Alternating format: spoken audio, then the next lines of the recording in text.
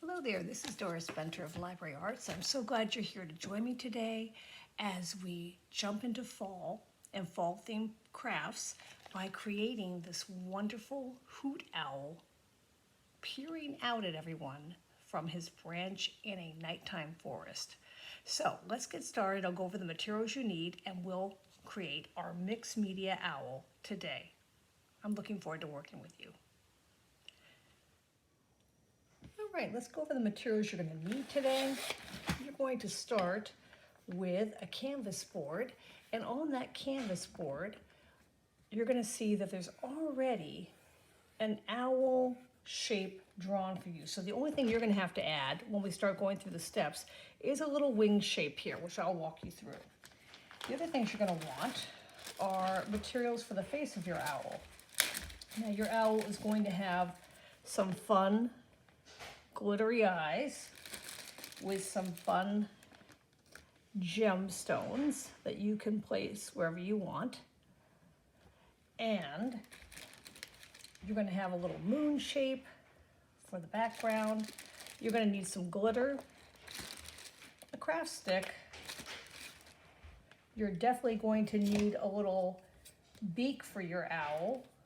So I'm going to give you one made out of black foam, and that's going to go right between the eyes of your owl, like so. And then you're going to need the mosaics, which in this case consist of some aquarium gravel. We have black gravel, we have white gravel. You're definitely going to need some glue, and that's where your craft stick comes in. So there's some glue, and you have some paints that will be used for your tree and your night sky. And you'll have some fun gems that can be later incorporated as little stars in your sky. So you have a variety of little gems that you'll be able to pick from. So why don't we go ahead and get started now that we've gone over the materials. The other thing that you're going to need for your project that you should have at home is a brush or two, a water cup, and it's a good idea to have a paper towel where you can dry your brush on. Okay, in the next video, we'll start by adding some details to the owl and beginning the process of building the face. See you in a minute. So we're going to get started here on preparing your owl for the building of the face, the mosaic gravel, and then eventually painting. So you're going to need a pencil. And the first thing I want you to do is notice this tail portion and wing portion of the owl. And what I would like you to do is just to add a little bit of a curve and just give some shape to the owl's wing. That's really the only detail you need to draw on the owl, and this will give you the guideline for where you're going to add mosaics in a few minutes. The other thing you're going to want to add is the tree that the owl is sitting on. So starting up at the top of the page, you're just going to bring a line down, stopping at the wing, come down a little further, and add a branch that your owl could be sitting on. So I'm going to add, a little bumpy branch here, maybe one going off the corner of the page, and it's going to come back in here and then come down. Now your owl will need some feet, so I'm just going to add a couple little diagonals here that lead down to some skinny legs like this. And then some claws that are holding on to the branch. So this will all be painted one color. So if you see a little line there, don't worry about it. You're going to be painting over that. And that is going to be the talons of the owl's claws right there. Okay? So what we're going to do now that we have our basic design sketched out here is we're going to start building the owl's face. It's actually a good thing to get the owl's face in because it's easier to work the mosaic around the face. So let's do the face first. So you're going to need those two glittery eye shapes you have and figure out where they're going to go. They're going to be right near the ear, and they should be touching. So it just sort of fills up the whole part of the face and touches the curve of the ear. So then you're just going to peel off the paper backing like that, and you're just going to press that eye into place. And then I'm going to peel off the paper backing on the second one like that. And I'm also, again, just going to line it up so it's touching the other eye. Make sure they're the same height. You could, like, I feel like maybe it needs to come down just a tiny bit of a hair. And that looks a little more even to me. Maybe a hair more. Okay, that's good. That looks even. Now, you're gonna need that glue, and your glue came in a little cup with a lid. So you're gonna wanna just take that lid off. Now this glue will be used for several things in the project, so you don't wanna use it all up for one thing. But like there's a little glue here in the lid, and I'm just gonna use it to place a little glue on the back of an eye. And I'm gonna put my eyes looking towards the tree rather than straight out at us. I think it's a little more interesting to kind of have him looking off. Like, what is he looking at, I wonder? So there, that's that. Okay, you also have a little beak. Oops, don't want to get glue on that. That's going to be tucked right in here between the eyes like that. So we're going to put a tiny bit of glue, don't need a whole lot, but just a tiny bit of glue on the back of that beak shape. And then we're just going to tuck it in like that. Okay. Great. Now the next thing we're going to do is we're going to be moving on to the gravel. So you finish up the eyes, the beak, the drawing of the tree, the branch, and the legs, and I'll see you back in a minute to start adding gravel. Okay, and we're back. Now we're going to begin adding the aquarium gravel, which really truly is the little rocks you might see in an aquarium. These are, of course, not from a real aquarium. They're just from a bag of aquarium gravel. White and black aquarium gravel. You have 2 cups. So the ears, the space between the eyes, and the wing will be in black, and the chest of the bird will be in white. So why don't we go ahead and do the chest of the bird first. So we're going to take some of that glue and the craft stick, and I want you to spread it out in an even layer, filling in as much of that chest area and below the eyes up to the beak as you can. You could always use a toothpick or a paintbrush to get into the little crevices here to make sure you get it even. Now you're not going to put any glue in the wing yet because we want to do that in a different color, and I don't want the white to stick to that area. So I got a little bit on the wing there, but I'll just use my finger to wipe it off and onto my paper towel. I also want to get into this corner here, like so. So when you feel like you have the glue evenly spread, and on the thick side, I would say, not on the thin side, you're ready. I would also encourage you to think about having something like a paper that you could shake the excess gravel onto, and then that paper can put it right back in the cup. So I'm going to take my gravel here, and I'm just going to sprinkle it on. More than I need, actually, because what I want to do first is just get it covering all the glue, and then the excess we'll be able to take off. So we're just going to put that gravel. I'm going to give it a little press to make sure it's sticking. Don't worry about it getting on the eye. It's not going to stick there. It's only going to stick where the glue is. So we're just going to press it into place like so, especially around that beak and around the eye and in the corner here. Make sure you get those pieces pressed in so they stick.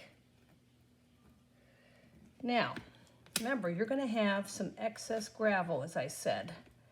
And then what you're going to want to do is, after pressing it down, just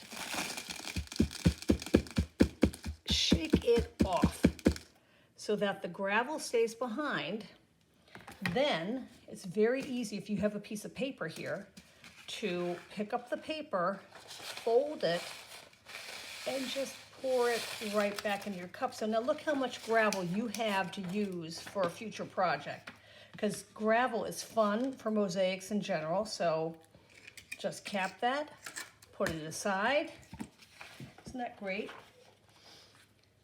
Now, the next part we're going to do is the black gravel area for the wing and these three areas here. So let's get the glue out again. And this time we are going to fill in the wing. Going to push that white piece of gravel back over there. Come on, get over there. And we're going to fill in the wing with a nice layer of glue.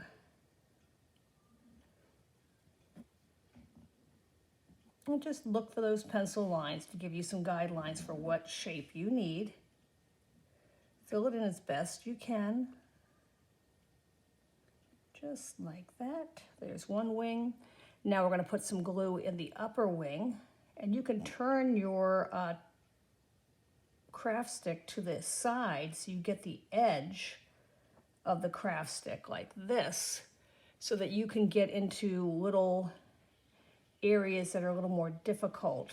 It lets you get into those corners. Like I said, you could also use a toothpick, a paintbrush. I'm just going to use the edge of the craft stick, and I'm going to put a little more glue over here. And see, you still have a lot of glue left that will be useful for future projects. So definitely cap the glue when you're done with it today, and you will have nice tacky glue that you could use for any kind of project you might need for school or just for something else you want to make. Okay, there you go. So I've filled all three areas. Now, just like the white, I'm going to this time use the black gravel, and I'm just going to begin to sprinkle it just like before, but this time onto the wing. Again, don't worry if you put too much, because we're going to take that excess gravel off shortly. It's a big chunk I'll put down there. And when I do this for a program in person, I have people pour the gravel over a box so that all the excess goes into the box, and that way I can save it and reuse it, just like I did with the white gravel a moment ago. So it's fun to use all kinds of materials for mosaics.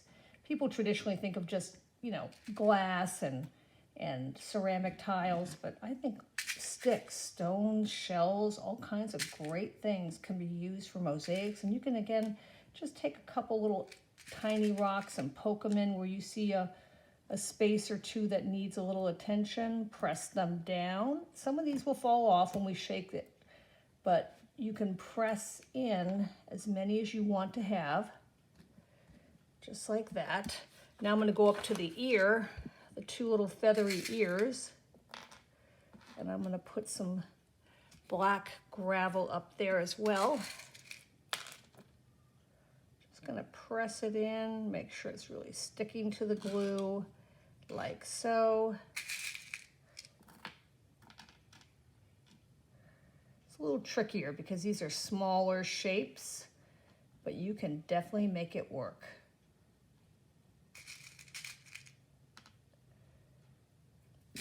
Now, after you get this gravel on, we are going to go and add some glitter. So you don't want to walk away and do something else for a half an hour after you put the gravel on. You want that glue to be tacky and not dry. So as soon as I get done with the black gravel and I shake the excess off, we're going to go right into the glitter, and then afterwards we'll get into the paint. I think that one's too big, so I'm going to put this little one in there instead. I like that better. So you can do that. You can say, is that going to fit? Is that too big? Can I find a tiny little piece for the tip of the ear? Like I'm looking for a tiny piece like this to go right up there and really stick in. I think that'll be good. And then maybe a tiny little piece to go right in here. So I'm going to give it a good press down just like before. Make sure those are all grabbing onto the glue really well. And now we're going to do the same thing we did before. I'm going to lift it up. I'm going to just shake any loose gravel. There really wasn't much loose gravel. Only 3 little pieces came off. Might actually be able to go back in and retuck 1 or 2 pieces in, or find a tiny little gravel piece that might fit better than the little one. I mean the big ones. So I'm going to tuck 1 extra little one right in there, and I think the glue's going to hold it. Now once again, keep that paper nearby, because the next thing you're going to do is you're going to take that little cup of glitter you have, and it's in a little paint cup, so you're going to need to carefully unlid it. And what I want you to do is just lightly begin to sprinkle the glitter over any area that you did the mosaics. And notice I'm putting more than I need. That's intentional, because I want the glue to fill in any areas where the glue is sitting. Whoops. Now I actually have a little bit of glitter left, so I can cap that. Make sure you hear that snap, so you've really capped it well. Pick it up again, shake off that excess glitter. And if this little piece fell off, no biggie. I'm going to put a little bit of glue on it and salvage that piece, because I think it'll be worth keeping. So that little piece that just fell off, I'm just going to tuck it right back in there with some of my leftover glue right on top of the glitter, just like that. And I'm not going to worry. So we have our glitter filling in the glue, and look at all that excess glitter we have. So what I will do is I will take my glitter cup and I will pour that excess glitter back into my cup, because surely that's going to be something you want to use for a future project. This is extra fine glitter, so I might need to pull this over here just to hold my cup up. Put my paper, bend it, and look how much glitter I get back. That's great. I'm not wasting any glitter now.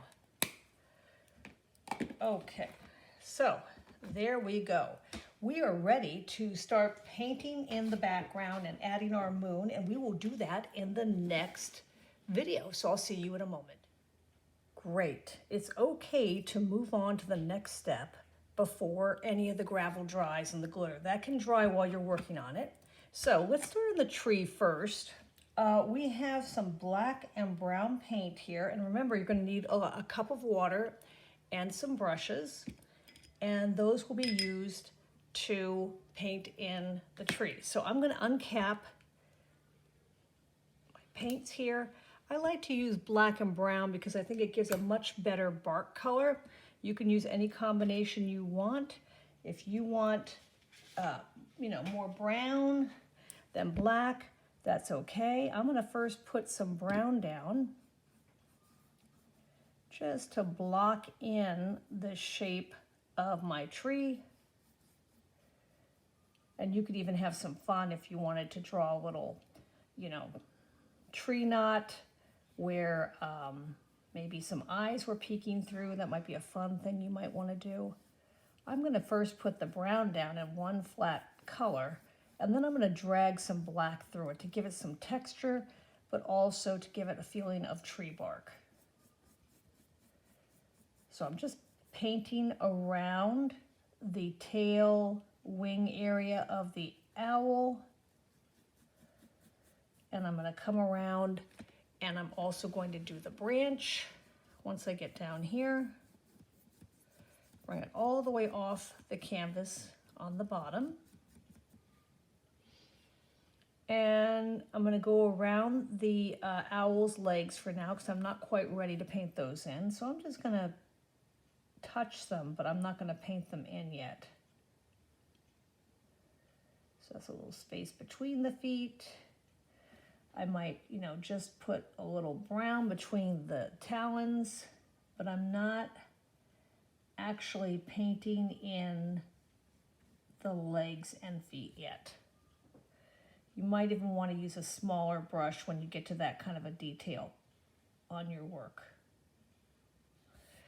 Okay, I'm going to give my brush a little rinse, and then I'm going to add a bit of black to my drawing. So rinse it well. I like to dry my brush, take the excess water out of it. Now I'm just going to add some random lines that sort of remind me of bark lines in a tree going throughout the tree trunk here, up and down. And I could go in and add some more brown if I want with the black, maybe mix the two a little bit together. Give it a little bit of brown-black combo. Then I'm going to do the same thing over here. I'm going to put a few branchy veins that suggest bark lines.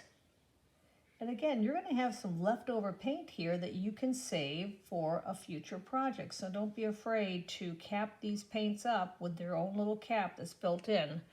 And then you can use a skinnier brush or the tip of your brush to just paint in a little bit of a leg here. And go over those talons. And don't worry if your brush gets a little bit of black on your mosaics. It happens. Here's my two legs for my owl, like that. Alrighty. So in the next short video, we'll talk about adding your dark night sky, a few details along with the moon, and I think you'll end up with a fantastic picture. See you in a minute. Okay, we are back. Now, in order to finish off our backdrop of sky, you will have a little moon shape that's either a peel and stick or it's a glue down. Could be either one. And I'm going to add a little moon up in my sky. So I got a little glittery moon there. And in terms of paint, you have some blue paint and you have some purple paint, and I would recommend even using a bit of that black you have left over. I don't think you'll need the brown, so you can cap that up, but I do think you'll probably need the colors that you have here. So I'm going to clean my brush again. Now when I paint, I want to be careful to avoid painting over the moon. I'm going to put some blue, put a little purple on top, mix the two. And again, I'm just going to paint up to the edge of my gravel. And if your brown paint is still wet, try to avoid mixing the color in there because it will kind of make your blue get a little dirty and dull. And I don't think that's what you want for your picture. So I'm going to move it down a little bit, put some more blue. You can be pretty generous with the paint here and just mix the blue and purple the way you want. I'm not even really cleaning my brush between colors because I want the blue and purple to blend together. And then I'm going to also, as I said, I'm going to introduce a little black to give it a little bit more of a nighttime feel. So I'm going to get some black into that blue and purple. So it feels a little bit darker in the sky, but I don't want to do too much because then it'll tend to look a little muddy. So I'm going to put some more blue on, some more purple on, and I'm going to get my sky blocked in.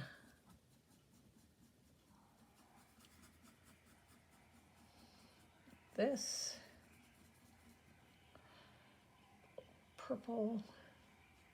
And you could decide you want a lighter sky, maybe you just want a light purple sky. You could do that. Again, I'm gonna paint around the moon without painting in the moon. I don't want to paint in the moon. Just want to paint around it. I want that moon to remain independent of the paint. You might need 2 coats of paint. Just depends on how heavy you put it on. Like if you see it dry later and you say, that sky's too light, you can go back and add more color.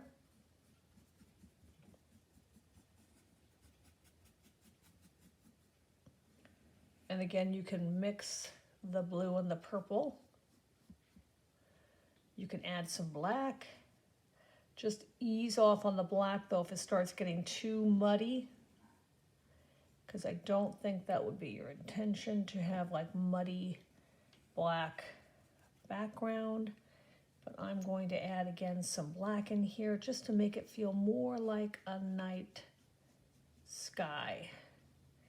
Nice and dark. Mixed in with the blue and the black. And the purple. Bring it right up to his claws. Keep blending and mixing till you get it where you want it to be. As you can see, I'm kind of using a little swirling pattern to get the colors to mix. After I put the base coat down, I'm using a little bit of a swirly pattern. I feel like that makes it look a little more nighttime. I'm going to come down here now, underneath the bird, near the branch, and I'll move this up so you can see what I'm doing. And just dab that paint on. So again, you get a nice even look. This is a space shape between the legs. That's where air shows, but not form. So I'll take that down here, below the talons, below the branch. Block that in. And again, you could always come back with the extra paint, which I'm sure you will have, and you could put a second coat if you wanted to get more intensity. I'm feeling that looks pretty much like a nighttime scene, but I am going to add just, again, a little more black to darken it up. That's just the way I want mine to look. Doesn't mean it's how yours needs to look, but this is how I want mine. And I'm going to try to blend that color together a little bit better here, over here, and in here. Now, once you get the sky where you like it, you're going to clean your brush, close up your paint, and I'm just touching up a few details here before I do that. Good idea for you to do that too, is just figure out if you need to touch up anything. Maybe you say, oh, I don't want to see that white on the branch, or oh, I see something near the ear I got to fill in. Whatever it is, you do what you need to do. Then clean your brush, cap your paint, and we will add some really fun gem stars to our sky with the leftover glue. Okay, see you in a minute. Okay, so we're back now. Now you'll see here that I have a variety of little gems that I have provided you with, and you can use those to simply take your leftover glue and put a few dots of glue, and you don't need much, wherever you think those gems should go. Don't worry if the paint's still a little bit wet. It's gonna be wet, and you can still add little gems throughout your night sky to make it just perk up a little bit, have a little color, makes it kind of fun. It wakes up the background, picks up some of the gems that we used in the eyes. So just put little dots of glue wherever you think a gem should go. You could use a toothpick if you don't want to use a craft stick, you could use a paintbrush. You are going to get a little paint in your cup by doing this. Don't worry about it. Not a big deal. I think I'll put a purple one down there since we have purple up there. Put a little red one. Whoa, forget that red one. I'll do this red one instead. A little red one over there. I'll put a white one over here. Like that. I definitely think I could use a few more in here. Maybe some down below the feet. In here. Here. Oops. A little in here. Here. And I just like to do this. You could also put the glue on the back of the gem if you prefer. That would be fine. I just tend to like to do it this way. The glue should dry clear, so don't worry about the glue showing up in your picture, because the glue, although white and a little mucky now with the paint colors getting into it, should be okay once it's dry. And you just put as many stars as you think complement your owl picture. Put one down there. I'll put a green one over here. And maybe I'll put one over near the moon. I'll put this green one up there. And then if you want, and this is totally optional, certainly don't have to do this, if you want to just add a touch of glitter from your leftover glitter, I would put a little bit in your hand like this and just give it a little sprinkle by pinching it through your fingers throughout the sky. Don't want to do a lot because too much is going to just not enhance your picture. So keep it very subtle. Gives it a little bit of fun. So that is it. Those leftover gems you may also keep for a future project, which I'm sure you would like to do. So imagine you have all these leftover materials. You have glue, you have gravel, you have gems, you have paint. Imagine what else you could make with that.